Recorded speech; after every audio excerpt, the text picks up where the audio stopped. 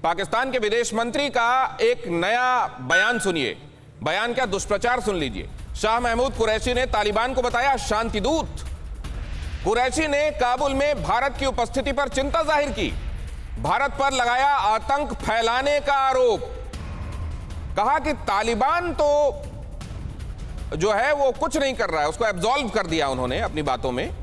ये जो Tolo channel है जिससे बातचीत करते हुए उन्होंने ये बात कही है अफगानिस्तान का, उस चैनल ने अपने ट्विटर हैंडल में भी उनकी आप बात डाल दी है, जिसमें ये कहा जा रहा है शाह महमूद कुरैशी की तरफ से कि वहां तो इंडिया गड़बड़ी फैला रहा है और तालिबान तो शांति का पुजारी है। जावेद गफ्फारी साहब, मतलब ऐसी बातें कही जाए ना कि सूरज पश्चिम से उगता है तो भी शायद लोग मान लेंगे, लेकिन इस बात को कैसे मानेंगे लोग, और वो भी आपके विदेश मंत्री? मतलब क्या सोच के कहते हैं ये सब? आज से एक साल पहले, ठीक एक साल पहले, ये कुर्बानी की ईद से कुछ दिन पहले जो आप चल रहे हैं, अफगान तालिबान की एक स्टेटमेंट आई थी, उसमें उसने कहा था कि 40 साल से हमें इंडिया इस्तेमाल कर रहा है, अब हम उनसे इस्तेमाल नहीं होंगे। ये अफगान तालिबान की स्टेटमेंट थी। और उसके बाद हमारा जो चल रहा है, हमारा तो किरदार चल रहा है। हम तो अफगानिस्तान के अंदर भी अमन चाहते हैं, हम तो ईरान के अंदर भी अमन चाहते हैं, हम तो सऊदी अरेबिया से भी जाके हाथ जोड़ते हैं कि किसी तरह से ईरान से दोस्ती कर लें। हमारा तो मोहब्बत वाला एक ताल्लुक चल रहा है ना सबके साथ। हम सबको जाके हाथ जोड़ जोड़ के मना रहे हैं कि अमन की तरफ जाएं। आप कोई इस तरह का किरदार बता दें कि किसको मिलने वाला है ये पीस प्राइज नोबेल का इस बार पाकिस्तान में, जावेद गफ्फारी साहब?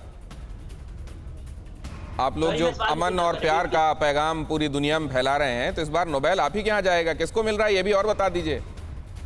अल्लाह करे मिले, हम तो चाहते हैं कि नोबेल पाकिस्तान को मिले, क्योंकि हम तो अमन की बात करते हैं। दिनेश जी, मैं पहले भी आपसे ये बात कर चुका हूँ कि पाकिस्तान अमन के लिए कहाँ है, कोशिश कर रहा है। ये 16 मुमालिक के अंदर कोई एक वर्ड कश्मीर का हुआ ना तो मैं जुर्माना दूंगा। मैंने अभी वो स्टेटमेंट पढ़ा नहीं। जावेद गफ्फारी साहब, आप हमारे सम्मानित मेहमान हैं इस पैनल में, इसलिए आप जो कह रहे हैं वो सुन रहा हूं मैं, लेकिन आप भी जानते हैं कि आप जो कह रहे हैं उस पर कितने लोग एतबार करने वाले होंगे। अशोक सज्जनहार साहब के पास, वो जानते हैं आप फॉर्मर डिप्लोमेट हैं और हर बात को जो कहते हैं वो बहुत जब सब्सटेंशियल होती है, ठोक बजाकर कही जा सकने वाली बात, तो वो कहते हैं। अशोक सज्जनहार साहब, इस सब के बीच में ये जो कोशिशें हैं, ये मतलब क्या कहा गया होगा क्या? कि मैंने अभी अभी सुना कि चाइना के कोई एक ऑफिशियल गए थे और उन्होंने सारी पार्टियों से वहां के आह्वान कर दिया कि आप हमारा साथ दीजिए। मतलब वहां के सत्तारूढ़ पार्टी से कहने के बजाय वो सारी पार्टियों का आह्वान कर रहे हैं। चीन ने एक तरीके से ट्रीट करना शुरू कर दिया है क्या कि कॉलोनी है पाकिस्तान उसकी?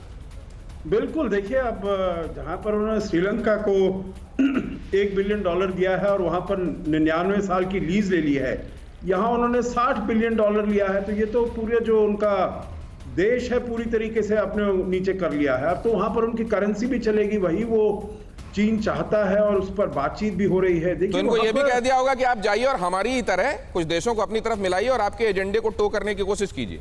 जी बिल्कुल, आप बिल्कुल ठीक कह रहे हैं। देखिए, जो ये गफ्फारी साहब कह रहे हैं, जो हम तो जाते हैं, हम तो अमन की बात करते हैं, हम तो शांति की बात करते हैं। देखिए, बात करने से कुछ नहीं होता है, काम करने से होता है। वो कहते कुछ है, जैसे चीन है, चीन भी कहता कुछ है, करता बिल्कुल उसके विपरीत है।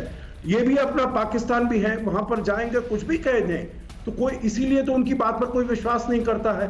देखिए, जहां तक ये अफ्रीका की बात कर रहे थे, तो मैं ये आपको बता सकता हूं, सुमित ने आप बताया इतना ये कोशिश कर रहे हैं वहां पर, उसका नतीजा एकदम बहुत बड़ा जीरो होने वाला है। क्योंकि देखिए, जो ईस्ट अफ्रीका की देश हैं, भारत के साथ उनका सिविलाइजेशनल लिंकेज है, भारतीय मूल के लोग वहां पर गए हैं और इतना ज्यादा हमारे संबंध अच्छे हैं, चाहे हम सामने कहें, राजनीति कहें, आर्थिक कहें। 2015 में सारे 54 जो देश थे दिनेश, वो भारत में उनके लीडर्स आए थे, प्रेसिडेंट और प्राइम मिनिस्टर आए थे। और इस साल क्योंकि कोविड की वजह से नहीं हो रहा है, अगले साल होगा अफ्रीका फोरम समिट, सारे नेता यहां पर आएंगे। तो अगर जो कुछ भी प्रयास करेगा पाकिस्तान, एकदम फेल होने वाला है उसमें। ठीक है, पाकिस्तान ये जो कोशिशें कर रहा है उसको भी मालूम है कि कामयाब नहीं होगा, लेकिन कुछ एक चीजें ऐसी हैं जो उसको परपेचुअल रूप से करते रहना है, भले ही उसमें कामयाब ना हो। फिक्र आपकी, सोमवार से शुक्रवार रात 9 बजे, सिर्फ TV9 भारतवर्ष पर।